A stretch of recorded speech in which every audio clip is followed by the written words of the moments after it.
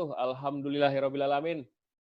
Detikers, kita berjumpa di acara yang berbahagia ini. Assalamualaikum Detikers, dan sore hari ini menjelang berbuka puasa di hari ke-26 Ramadan, kita mendapatkan keistimewaan karena guru kita jauh-jauh dari Pekanbaru akan bersama kita sore hari ini untuk berbincang terkait dengan amalan 10 hari terakhir Ramadan. Ini pasti ditunggu-tunggu oleh para Detikers sekalian, dan sekaligus saya akan memperkenalkan narasumber kita pada sore hari ini. Istimewa sekali, Ustadz Abdul Somad bersama kita di detik.com untuk membicarakan amalan 10 hari terakhir Ramadan. Assalamualaikum warahmatullahi wabarakatuh, Ustadz. Waalaikumsalam warahmatullahi wabarakatuh. Sehat, Ustadz? Alhamdulillah, semoga semua Detikers, sahabat-sahabat di detik.com sehat. Baik. Ini kita sudah masuk ke hari 26.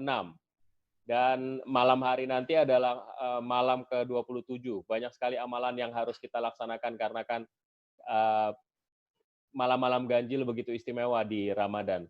Dan apa saja selain menunggu malam Lailatul Qadar, 10 hari terakhir akan kita manfaatkan untuk apa dan bagaimana kita memanfaatkan waktu-waktu istimewa ini. Silakan, saya berikan kesempatan untuk Ustadz Abdul Somad menyampaikan paparannya. Barangkali setelah itu kita akan berbincang untuk mendengarkan pertanyaan-pertanyaan dari para Detikers. Silakan, Ustadz. Baik, terima kasih. Saya langsung saja teknisnya. Tidak pada motivasi, dalil, segala macam. Langsung ke teknisnya. Pertama, sholat qobliyah isya. Setelah itu langsung sholat isya. Setelah sholat isya, sholat ba'diyah isya. Jangan sampai tinggalkan sholat qobliyah ba'diyah ini. Man shalla isnatai asyarata raka'ah, siapa yang sholat 12 rakaat fil yaumi wal lailah, sehari semalam. Yang dimaksud 12 rakaat itu adalah qobliyah ba'diyah, qobliyah ba'diyah. Bunya lagu bihi baitunna fil jannah, dibangunkan untuknya satu tempat dalam surga. Qobliyah isya, sholat isya, ba'diyah isya. Setelah ba'diyah isya, sholat tarawih. Kalau sanggup satu tarawih satu malam itu 1 juz. Usahakan. Kalau tidak sanggup, biasa sesuai kemampuan ayat-ayat yang biasa saja. Tarawih. Setelah sholat tarawih, sholat witir. Setelah sholat witir, baca Quran. Dibagi kalau bisa, khatamnya. Ulama-ulama dulu itu membagi, ada yang khatamnya dalam sholat, ada yang khatamnya di luar sholat. Yang belum bisa baca Quran, usahakan baca Iqra, belajar baca Quran. Ada barokah belajar di bulan Ramadan ini. Lalu kemudian setelah itu zikir, istighfar, memperbanyak sholawat. Setelah itu, jadi kalau di total start jam 8, insya Allah jam 9 atau 9.30 clear. Dari mulai qobliyah isya, sholat isya, ba'diyah isya, sholat tarawih, sholat witir, baca Quran, zikir. Habis. Duduk-duduk dulu, buka-buka detik.com dulu, habis itu sampai jam 10, tidur. Jangan lama-lama. Tidur jam 10. Supaya nanti mudah bangun malam. 11, 12, 1, 2, 4 jam. Cukup. Itu sudah full. Tidur yang paling bagus berkualitas adalah di awal malam. Makanya Nabi itu tidurnya setelah isya. Tidur berkualitas. Walaupun kita banyak tidur siang, tidur di siang 10 jam, tidur malam itu beda, badan lemas. Karena dia bukan masalah jamnya, tapi masalah kualitasnya. Maka tidur di awal malam itu afdal. Jadi tidur jam 10, 11, 12, 1, 2, jam 2 bangun. Nah bangun mulai isi lagi. Pertama bangun itu adalah sholat sunat wudhu. Sholat sunat wudhu ini keutamaannya Nabi memanggil Bilal, sami itu dafana alaika bayna yadaya fil jannah. Aku dengar suara gesekan sendalmu dalam surga. Kresek, kresek, kresek. Apa amalmu hai Bilal? Ternyata Bilal amalannya sholat sunat setelah wudhu. Bagi yang pakai usolli sunnatal wudhu. Saya sholat sunat wudhu 2 rakaat. Bagi yang nggak mau melafalkan niat dalam hati saja. Allahu Akbar. Ayatnya bebas, terserah. Sholat sunat wudhu. Habis sholat sunat wudhu, sholat sunat taubat. Karena kita ini banyak dosa, banyak silap, banyak salah. Namin muslimin yuzini budzamban. Ada orang yang silap salah buat dosa. Summa yatatahhar, berwudu, mandi. Kalau mandi wajib atau mandi sunat atau wudu atau enggak bisa tayamum, salat sunat 2 rakaat. Salat sunat taubat. Setelah itu sholat sunat hajat. Banyak hajat-hajat kita kepada Allah, terutama hajat supaya corona ini diangkat. Maka sholat sunat hajat 2 rakaat. Habis itu baru sholat sunat tahajud. Sholat sunat tahajud nggak ada batasan rakaat. Bebas sebanyak-banyaknya. Imam Ahmad bin Ambal sehari semalam sholatnya 150 rakaat. Ketika dia sudah kena masuk penjara, disiksa, kakinya lemah, 150 rakaat. Sebelum itu waktu dia masih muda, sehat, sholatnya kata anaknya Abdullah bin Ahmad bin Ambal, sholat sunatnya salasami'ati rakaat, 300 rakaat. Jadi sholat sunat kita berapa? Nah, ini malam 27 ini, malam utama, malam ganjil, gas banyak-banyak ibadah. Sholat sunat wudu, sholat sunat tobat, sholat sunat hajat, sholat sunat tahajud. Enggak usah witir lagi. Karena tadi sudah witir habis tarawih. La witrani fi lailatin. Enggak boleh 2 kali witir dalam semalam. Witir pilihannya cuma 2. Setelah tarawih di awal malam atau penutup tahajud di akhir malam. Kalau sudah witir tadi habis tarawih, jangan witir lagi nanti tengah malam. Habis itu kemudian lanjutkan bacaan Quran yang belum selesai. Yang masih belajar Iqra, lanjutkan belajar ngajinya. Lalu setelah itu kemudian berzikir, banyak istighfar, menunggu sahur. Habis itu makan sahur.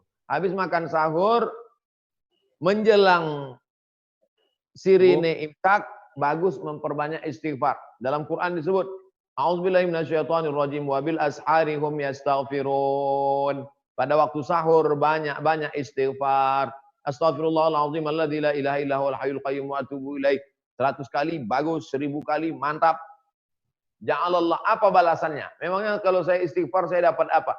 Ja'alallahu lahu min kulli dhiqin makhraja. Segala kesempitannya diberikan kelapangan.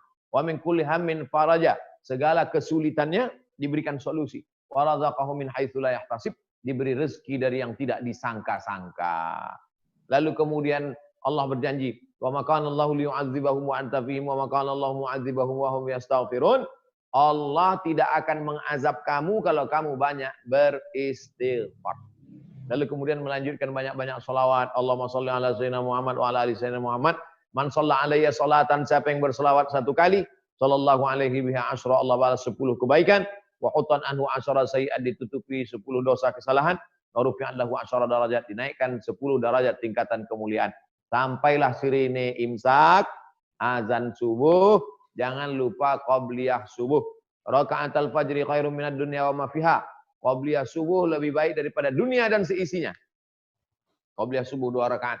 Rakaat pertama ayatnya qul ya ayyuhal kafirun. Rakaat kedua qul huwallahu ahadunillahu samad. Salat subuh. Habis salat subuh jangan tidur. Jangan tidur. Habis salat subuh zikir sampai terbit matahari. Jadi mudah cara ngukur terbit matahari itu, kalau kita nggak tahu kalendernya mudah aja. Kami di Sumatera, di Riau, maghribnya sekarang jam 6.20. Berarti besok kami sudah boleh sholat sunat isyraq itu jam 6.20. Jakarta sekarang berapa? Kalau Jakarta jam 5.50, berarti besok jam 5.50 dia sudah mulai. Jadi zikirnya dari jam azan subuh sampai 5.50. Di Sumatera, di Riau, zikirnya dari jam azan subuh sampai 6.20. Di 6.20 zikir baca Quran boleh. Afdhalul zikri, afdal zikir la ilaha illallah, muhasabah. Habis itu lalu kemudian salat sunat isyraq 2 rakaat. Man salat subha fi jama'atin, siapa yang salat subuh berjamaah, tsumma qa'ada yadhkurullah, duduk berzikir dengan Allah hatta tatlu' asy-syams, sampai terbit matahari. Tsumma yusalli rak'ataini, salat sunat 2 rakaat. Kanat lahu ka ajri hajjatin wa umrah, dapat pahala seperti haji dan umrah. Tambah, sempurna. Sekarang umrah enggak bisa, tapi dapat pahala seperti umrah bisa. Nah, ini bukan satu jalan ke Roma, bukan satu jalan menuju mengambil amal-amal soleh. Nah, inilah sudah saya urutkan dari mulai tarawih sampai terbit matahari. Ada 4 kesempatan lagi. Malam Rabu, malam Kamis, malam Jumat, malam Sabtu. Malam Ahad sudah malam takbiran. Wallahu a'lam. Ustadz, sebenarnya kalau kita ingin tahu kan, ini kan masih ada 4 malam lagi yang bisa kita manfaatkan untuk beribadah mengejar Lailatul Qadar. Orang masih bingung dan bertanya, sebenarnya ciri-ciri Lailatul Qadar itu bagaimana? Kalau kita dapat Lailatul Qadar itu apa cirinya? Ada yang bercerita malam Lailatul Qadar pohon-pohon tumbang. Ada yang bercerita Lailatul Qadar air sumur, air empang, air kolam jadi beku. Ada riwayat menyebut Lailatul Qadar malamnya tidak panas, tidak dingin, penuh dengan ketenangan. Ada yang menyebut malam Lailatul Qadar hadis dalam terbit mataharinya tidak panas, redup karena kalah dengan cahaya malaikat-malaikat. Jadi banyak sekali riwayat-riwayat tentang ciri fisik Lailatul Qadar. Tapi saya tidak mengajak umat ini untuk menjadi pengamat. Karena kita sudah terlalu banyak yang menjadi pengamat corona.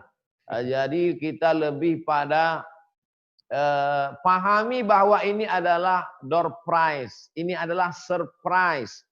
Allah Ta'ala ingin kita sebenarnya menghidupkan malam-malam itu. Dan sengaja ini dirahasiakan Allah untuk apa? Allah rahasiakan tidak ada yang tahu siapa yang dapat haji mabrur. Allah rahasiakan tidak ada yang tahu siapa dapat sholat usta. Allah rahasiakan tidak ada yang tahu siapa dapat taubat nasuha. Allah rahasiakan tidak ada yang tahu siapa dapat 1 titik doa makbul hari Jumat. Allah rahasiakan tidak ada yang tahu siapa dapat Lailatul Qadar. Supaya kita ada 2 perasaan. Pertama, rasa ingin terus dapat supaya rajin beribadah. Yang kedua, rasa jangan-jangan kita belum pernah dapat. 2 perasaan inilah yang membuat kita terbang mendekat Allah Subhanahu wa taala, tapi ada yang pasti adalah satu. Kalau kita dapat Lailatul Qadar, ada perubahan dalam hati. Yang selama ini enggak suka pengajian, setelah Lailatul Qadar jadi suka ngaji. Yang selama ini orangnya pelit, kedekut, medit, bakhil, setelah dapat Lailatul Qadar orangnya rajin bersedekah. Yang sebelumnya mau beribadah berat, malas, setelah Lailatul Qadar menjadi semangat beribadah. Insya Allah semua detikers setelah Lailatul Qadar ini hatinya menjadi lembut, mudah beribadah, mudah menerima hidayah. Amin ya rabbal alamin. Amin. Hikmahnya sebenarnya apa, Ustadz? Lailatul Qadar itu kalau fisiknya tidak bisa diterka, kemudian waktunya juga tidak bisa diterka. Hikmah dari itu sebenarnya apa yang paling utama? Ketika itu Nabi Muhammad SAW bercerita tentang 4 orang dari kalangan Bani Israel, umat Nabi Musa alaihissalam. Mereka ini umurnya panjang. Nabi-nabi sebelumnya itu umurnya panjang. Bahkan Nabi Nuh 950 tahun. 1000 tahun kurang 50. Bayangkan. Sedangkan kita, umur umatku kata Nabi, baina sittin wa sab'in. Umurnya pendek, tidurnya panjang. Badannya kecil, nafsunya besar. Ibadahnya sedikit, hartanya sedikit. Dulu Qarun itu membawakan kuncinya saja. Algojo nggak sanggup mikul kuncinya. Sekarang hartanya dikit, sombongnya gede, angkuhnya luar biasa. Maka berceritalah Nabi tentang 4 orang Bani Israel. Malamnya qiyamul lail nggak tidur, siangnya jihad fisabilillah, umurnya 80 tahun, la ya'sunallaha tarfata ainin, nggak pernah buat maksiat walau sekedip mata. Akhirnya mendengar cerita itu semua sahabat Nabi ngedrop down. Enggak ada apa-apanya kita. Turunlah ayat. Inna anzalnahu fi lailatul qadar. Kami turunkan dia Al-Qur'an pada malam Lailatul Qadar. Wa ma adraka ma Lailatul Qadar. Tahukah kamu apa itu malam Lailatul Qadar? Lailatul Qadri khairum min alfi syahri. Kalau kamu dapat beramal di malam itu lebih mulia daripada yang 80 tahun tadi enggak ada apa-apanya karena kamu dapatnya tiap tahun. Jadi jangan bersedih hati. Karena kita umat paling belakang, umur paling pendek, waktu paling minim, tapi amalnya justru paling banyak. Jadi kalau 1 tahun dia dapat Lailatul Qadar 80, 10 tahun dapat 800 tahun, maka amal dia umur pendek 63 tahun, tapi amalnya lebih banyak daripada amal umat Nabi Musa, umat Nabi Nuh alaihissalam.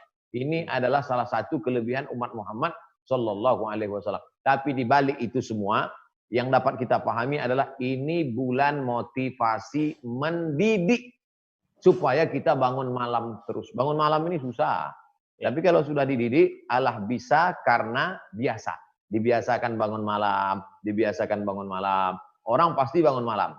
Kau bangun nggak malam? Kan bangun. Kenapa? Takut nggak sahur. Takut haus, nggak makan, nggak minum. Maka jangan cuma bangun malam. Bangun malam Yang selama ini cuma bangun malam sahur, bangun malam tahajud. Saya cuma bisa 2 rakaat juga nggak apa-apa. Nah, paling tidak untuk membiasakan diri. 4 malam ini paling tidak. Jangan cuma bangun malam sahur tidur, bangun malam sahur. Apalagi cuma bangun malam kencing. Oh, na'udzubillah. Kalau istirahatnya hanya 4 jam, apakah cukup Ustadz? Atau ada waktu-waktu lain yang bisa kita manfaatkan untuk tidur? Seperti Ustadz bilang, itu kita banyak tidurnya nih soalnya. Antum, akhi, baca tafsir Al-Maraghi namanya. Tafsir Al-Maraghi panjang.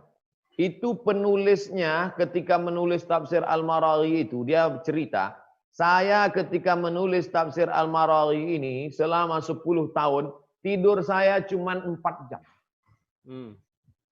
Tidur 4 jam, nulis tafsir, ceramahnya full, nulis buku, aktivitas.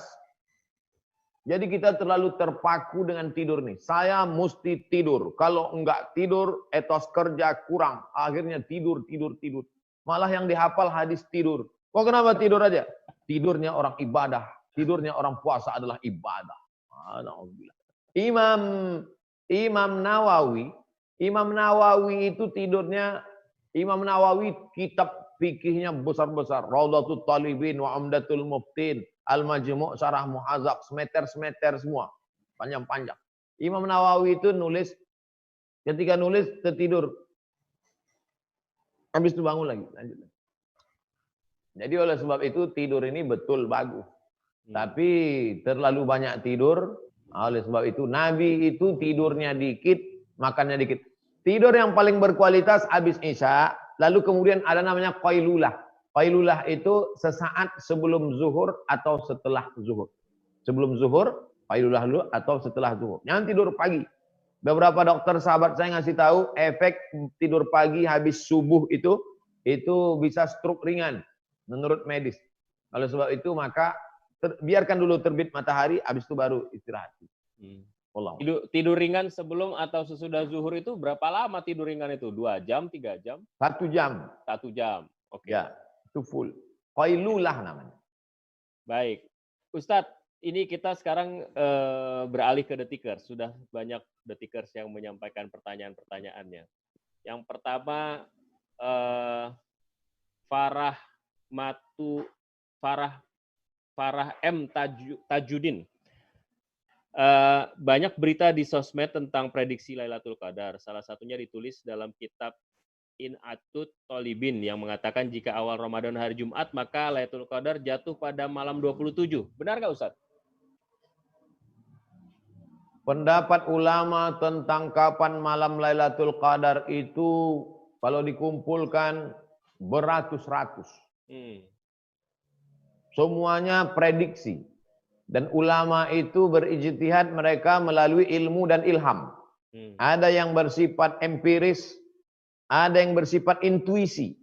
Jadi kita terima ijtihad Imam Bakri Syatta, penulis I'anatul Talibin itu. Kalau hari ini Lailatul Qadarnya malam segigekan. Kalau ini kita ikuti saja. Tapi jangan bertumpu pada itu lalu malam 27 ini saja. Malam yang lain tidak. Karena substansi makna tujuan dari dirahasiakan Lailatul Qadar supaya kita menghidupkan malam-malam itu. Buka tafsir Ibnu Katsir. Ada pendapat yang mengatakan malam pertama. Ada yang pendapat mengatakan malam ketiga. Ada pendapat mengatakan malam kelima. Ada pendapat mengatakan malam ke-9. Ada pendapat mengatakan malam ke-17. Ada pendapat 10 terakhir Ramadan. Nah, jadi itu semua adalah kekayaan khazanah keilmuan dalam Islam, ijtihad, dan kita tangkap substansi maknanya, bagaimana kita terus semangat beribadah dan isi semua malam-malam Ramadan ini. Allahu a'lam. Baik. Kemudian selanjutnya nih dari panjang-panjang namanya nih, dari Zayanah Pulungan. Ustadz, saya mau bertanya, amalan serta zikir apa yang paling baik di 10 terakhir Ramadan ini? Tadi saya sudah sebutkan amalan detailnya dari mulai qobliyah isya sampai terbit matahari. Nah, itu tadi. Tonton dari awal. Adapun zikir, zikir banyak. Tapi saya kasih zikir utama 5. Yang pertama istighfar. Yang kedua solawat. Yang ketiga subhanallah wa bihamdihi subhanallahil azim. Subhanallah wa bihamdihi subhanallahil azim.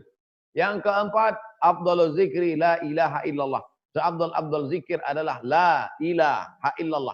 Jumlahnya terserah berapa. Yang terakhir yang kelima adalah memperbanyak sayyidul istighfar. Allahumma anta rabbi la ilaha illa anta khalaqatani wa ana abduka wa ana ala ahdika wa wa'dika ma sata'tu a'udzubika min syarri ma sana'tu abu laka bi ni'matika alayya wa abu bi dzambi faghfirli fa innahu la yaghfiru dzunuba illa anta. Tapi yang tak kalah pentingnya adalah tafakkur. Merenung sejenak. Saya ini datang dari mana, mau kemana, sudah berapa lama, dan kalau besok saya mati, apa yang saya bawa? Rumahmu tinggal, mobilmu tinggal, apalagi kalau masih kredit, dijemput debit kolektor, habis semua. Yang kekal abadi yang kau bawa hanya 2 rakaatmu di tengah malam, tetesan air matamu, sedekahmu ke anak yatim yang kau usap kepalanya, cuman itu yang kau bawa mati. Baju-bajumu yang 1 lemari itu habis tinggal semua. Wallahu a'lam. Oke. Selain zikir, ada juga yang bertanya soal sedekah terbaik itu apa di ending Ramadan dari sahabat Faiz Sumarno ini. Kalau beli barang, beli sesuatu jangan 1, beli 2. Kalau beli peci beli 2. 1 kepala kita, yang 1 lagi siapa yang paling membutuhkan. Ada selama ini orang di masjid kita lihat pecinya sudah yang udah kuning ini kuning. Beli 2, kasih ke dia 1. Kalau beli kain sarung beli 2. Sarung untuk kita 1, orang lain 1. Kalau beli beras biasa 10 kilo beli 20. Kasih ke dia. Berikan ke dia. La yu'minu ahadukum, kamu tidak beriman. Hatta yuhibba li akhi, sampai kau senang kepada saudaramu. Ma yuhibbu li nafsih, ketika benda itu senang pada dirimu sendiri. Sanggup beli 10, beli 10. Gak sanggup beli 10, beli 5. Gak sanggup 5, beli 2. 1 untuk kita, 1 untuk saudara kita. Makanya seminim-minim, andai kau susah gak punya apa-apa, berikanlah dia beras 2,5, 2,7, 3 kilo. Itu beras itu seminim-minimnya untuk makan. Tapi kalau bisa kau belikan sirup, bisa kau belikan baju, bisa kau belikan yang lebih, maka semakin lebih, semakin tinggi derajat kemuliaan di sisi Allah. Afdhalus shadaqah, sedekah yang paling afdal adalah shadaqatun fi Ramadan, sedekah di bulan suci Ramadan. Ustadz katakan tadi kalau kita mau beli berarti kan itu sesuai dengan selera kita. Artinya apa yang kita inginkan sesuai dengan level kita. Banyak orang yang bersedekah itu kadang-kadang levelnya diturunkan. Kalau kita biasa pakai A, untuk sedekah itu dibeli yang B karena lebih murah dan bisa dapat lebih banyak. Gimana Ustaz? Allah menyindir dalam Al-Quran. Illa antughmidu fi. Ada di antara kamu kalau bersedekah, disedekahkannya barang, benda, yang matanya sendiri pun nggak mampu melihatnya. Dia buka bajunya, lemarinya, dia cari yang warnanya paling usang, yang dia sendiri pun malu untuk melihatnya. Itu yang dia berikan. Bukan begitu. Puncak iman adalah apa yang kau makan, itu yang kau berikan. Makanya kalau kau makan beras ramos, beras itu juga yang kau berikan sebagai zakat fitrah. Jangan kau makan beras ramos, yang kau bagi ke fakir miskin, beras catu. Beras yang berulat. Beras kin. Apa yang kau makan, itu yang kau berikan. Apa yang kau pakai, itu yang kau berikan. Kesempurnaan iman ada pada ketika nikmat itu sama rasanya ketika lewat di tenggorokan kita, rasanya sama ketika di tenggorokan sahabat saudara tetangga kita. Itulah puncak iman. Wallahu a'lam. Berarti kalau kita sedekah yang kita turunkan kadarnya itu tidak sah sedekahnya, atau kita berdosa justru, atau apa? Ada namanya sah tak sah, ada namanya afdol enggak afdol. Jadi jangan dicampur adukan. Cerita sah enggak sah, sah. Tapi kalau cerita afdol enggak afdol, afdol. Ada cerita hukum halal haram. Ini namanya koridor, nama kamarnya kamar fikih. Fikih ini halal haram, makruh, mubah, sunat, sunan muakkad. Tapi ada namanya akhlak. Akhlak ini etis enggak etis, layak enggak layak. Nah, saya lebih banyak cerita ke akhlak. Karena saya lebih suka cerita akhlak. Kalau cerita masalah sah nggak sah, sah. Tapi orang kalau cerita hukum, nanti dia jadi main-main hukum. Orang kalau terlalu banyak ngaji masalah hukum, kurang akhlak, itu seumur hidup bisa nggak zakat, bisa. Ketika ada ditanya, kamu nggak bayar zakat? Saya belum sampai nisab. Karena dia nggak pernah sampai ambang batas. Begitu ada uang, beli tanah. Ada uang, beli mobil. Ada uang, seumur hidup nggak bayar zakat. Tapi etisnya mana? Oleh sebab itu, ayat tentang halal haram itu di Quran cuma 500 ayat. 500 sampai 600 ayat cerita halal haram. Tapi kenapa ketika tanya jawab, cobalah perhatikan pengajian-pengajian. Ada tanya jawab, jarang sekali tanya jawab akhlak. Yang ditanya jawab adalah boleh apa nggak boleh? Halal apa haram? Hukum. Wallahu a'lam. Oke. Baik, selanjutnya dari Lukman Hermanto, 26. Assalamualaikum Tuan Guru, bagaimana kiat-kiat agar istiqomah setelah Ramadan usai, terutama dalam menghadapi godaan, adu argumen di medsos. Wah, ini aktif di medsos nih. Karena banyak sekali terjadi perbedaan pendapat dari hal politik sampai menjurus ke akidah. Syukron Tuan Guru. Semoga Tuan Guru selalu berada dalam lindungan Allah Subhanahu wa taala. Silakan Ustaz. Setelah bulan suci Ramadan, kita dianjurkan berpuasa 6 hari di bulan Syawal. Apa substansi makna puasa 6 hari di bulan Syawal itu? Tujuannya supaya menjaga, melestarikan nilai-nilai Ramadan. Makanya nanti ketika hari pertama, kedua, ketiga, keempat, kelima, insya Allah kita udah bisa start pada hari Kamis. Insya Allah Idul Fitri Ahad, Senin, Selasa, Rabu, Kamis, hari Kamis nanti sudah mulai puasa sunat Syawal.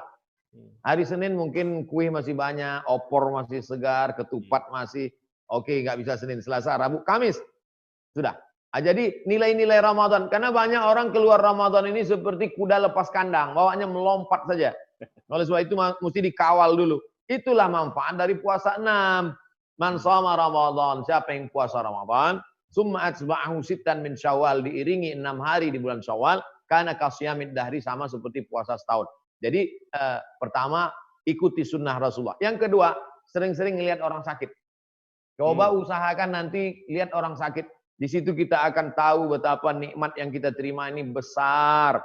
Kemarin di pom bensin, habis ngisi minyak, saya mau keluar pintu pom bensin, ngelihat satu sahabat kita tunanetra.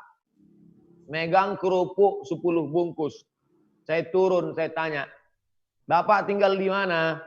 Saya tinggal di Panam, lebih kurang 5 km dari pom bensin. Anak berapa? 3. Kerupuk ini sebungkus berapa? Yang ini 15.000, yang ini 20.000. Sudah berapa lama dagang ini? Panjang kami cerita. Jadi tolong, jangan mata ini cuma ngelihat ke atas saja. Kalau dipandang ke atas ini kita nggak pernah bersyukur, nggak akan pernah merasa nikmat hidup ini. Selalu kurang. Lau kana libni Adam wadiyan min zahab. Kalau manusia ini punya lembah dari emas semua, apakah cukup? Enggak cukup. Latamanna yakuna lahu wadiyan akhar. Dia akan minta lagi. Dunia ini seperti air garam, maka sering-sering lihat ke bawah, sering-sering ke panti asuhan. Ini selama Ramadan pernah nggak buka puasa sama anak yatim? Masih ada kesempatan 4 kali lagi. Ini selama Ramadan pernah nggak ke panti jompo? Ini selama Ramadan pernah nggak makan sama fakir miskin? Jangan jawab dengan lisan, jawab dengan action, perbuatan. Ya, bawa anak keluarga, buka bersama ke panti asuhan, ke panti jompo, lihat kulit jompo itu. Kemudian kalau mau istiqomah sering-sering lihat orang mati, buka penutup wajahnya, lihat mana kumis melintang dulu, mana itu yang kaya mobil mewah megah, mana tinggal semuanya. Habis sunyi di tengah keramaian, ramai hiruk pikuk tapi sunyi di tengah keramaian. Itulah akhir dari kehidupan ini. Oleh sebab itu, mesti sering-sering ke sana. Hidup ini seperti gas. Kalau nggak ada remnya, kita akan nabrak macam-macam. Rem-remnya itu adalah sakit, mati, itu rem semuanya. Wallahu a'lam. Baik. Kita lanjut Ustadz. Dari Dauni Riza. Pak Ustadz, saya mau bertanya mengenai zakat fitrah. Jika ada 2 anak laki-laki sudah berusia kuliah, yang mana orang tuanya bercerai dan anak tersebut ikut sama ibunya. Siapa yang memiliki tanggungan untuk zakat fitrah anak tersebut? Dan apabila si ibunya telah menikah lagi, siapa yang memiliki tanggung jawab membayar zakat fitrah untuk anak tersebut? Ayah kandungnya, ibu kandungnya, atau ayah tirinya? Wali bertanggung jawab terhadap saya wali. Siapa yang saya bayarkan zakat fitrahnya? Orang yang wajib saya nafkahi. Anak saya, istri saya, orang tua saya kalau tidak mampu, mertua saya kalau tidak mampu. Maka anak ini kita nafkahi sampai kapan-kapan. Kecuali kalau dia sudah kerja, sudah mampu. Dalam kasus tadi, ayah kandungnya. Dia punya ayah kandung. Kalau ayah kandungnya meninggal, ayah kandungnya punya wali itu, wali. Wali bagi perempuan yang menikahkan, yang mengurus. Wali bagi laki-laki, dia punya wali. Wali di situ adalah, wali artinya yang mengurus urusannya. Saya mengurus urusan. Oleh sebab itu ayah kandungnya, kalau ayah kandungnya nggak ada, keluarga dari ayahnya. Kalau dia miskin, ayahnya nggak ada, dia miskin, dia tidak bayar zakat fitrah. Justru dia nerima zakat fitrah. Itu hebatnya Islam. Islam itu dari yang tertinggi bisa jatuh dari yang terbawah. Nggak ada kata nol. Dari tertinggi memberi zakat fitrah, saya susah Pak Ustadz. Karena kamu susah, kamu menerima zakat fitrah. Tapi jangan lupa, menerima zakat fitrah sore Sabtu. Karena kita umumkan, ini orang nerima zakat fitrah sore Sabtu. Sore Sabtu dia nerima zakat fitrah. Datanglah beras 3 kilo, 3 kilo, 3 kilo, 3 kilo, 3 kilo. Pas tengah malam nanti malam Ahad, dia bisa jadi wajib bayar zakat fitrah. Kenapa? Karena ketika beras dia jadi 3 goni, 1 goni, dia wajib bayar zakat fitrah sebelum khotib naik mimbar Ahad pagi. Oke. Jadi jangan sangka semua yang fakir miskin malam Ahad waktu maghrib itu terus miskin. Enggak. Bisa jadi malam Ahad itu jadi orang mampu. Habis sholat subuh ternyata beras dia banyak. Dia tetap wajib bayar zakat fitrah sampai khotib naik mimbar. Khotib naik mimbar, game is over. Selesai. Baik. Ustadz, ini barangkali pertanyaan terakhir. Karena waktu kita tidak banyak-banyak. Ustadz punya kesibukan yang lain, pasti kami tidak akan mengganggu. Dari Rudi Hartono, pertanyaan terakhir. Al-Quran itu diturunkan ketika malam Lailatul Qadar sesuai surat Al-Qadar atau tanggal 17 Ramadan. Bagaimana penjelasannya, Ustaz? Buka tafsir Ibnu Katsir.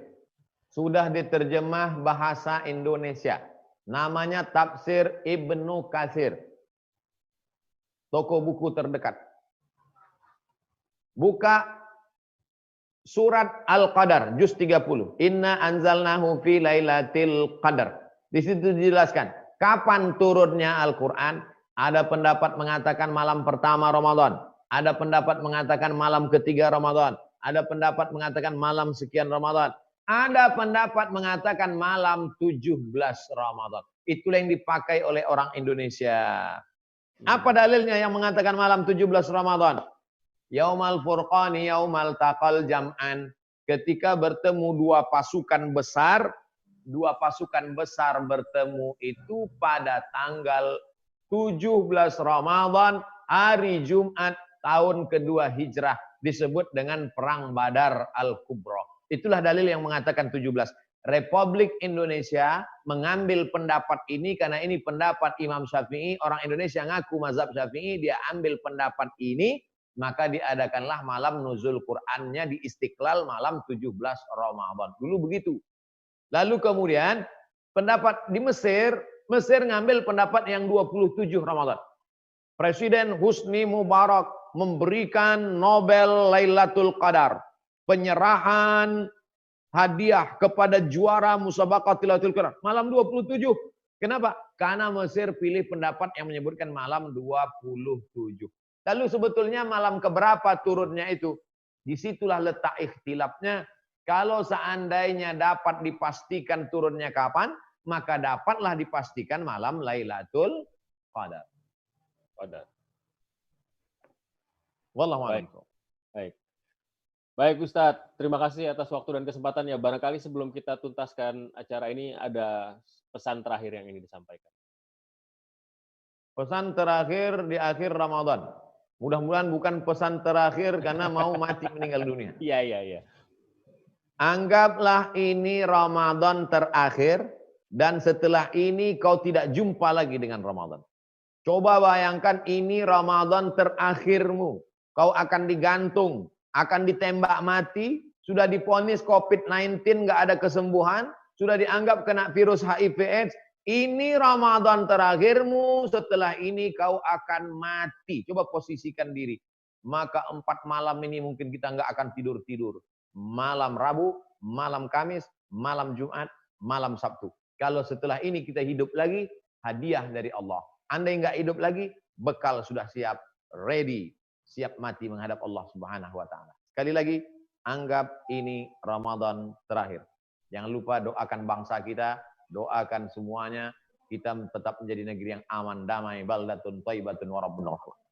Amin. Terima kasih Ustadz, Guru. Semoga kita bisa bertemu lagi di lain kesempatan di acara Assalamualaikum Detikers dengan pembahasan yang lain. Terima kasih sekali lagi dan demikian Detikers sekalian. Perjumpaan kita di Assalamualaikum Detikers, kita akan jumpa lagi di lain kesempatan di topik yang berbeda dan guru yang berbeda. Assalamualaikum warahmatullahi wabarakatuh.